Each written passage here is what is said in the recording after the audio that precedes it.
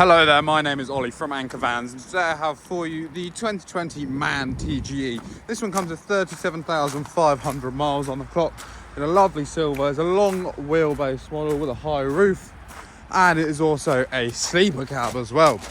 So something similar but something very different as well. So if I just open up the front cab here, you can see we do of course have 3 cloth line seats. This is an automatic gearbox.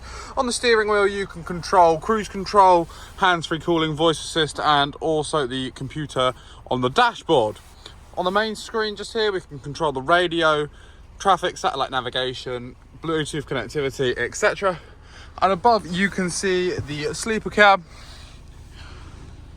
which has a ratchet and can of course be stowed away. And just to show you into the load area as well, of course this is being protruded by the sleeper section at the moment. However, this can obviously be pulled up as I've just shown you, so allow more room in the back. It is interior lit, ply lined, cargo rings as well to tie down any load you may want to carry.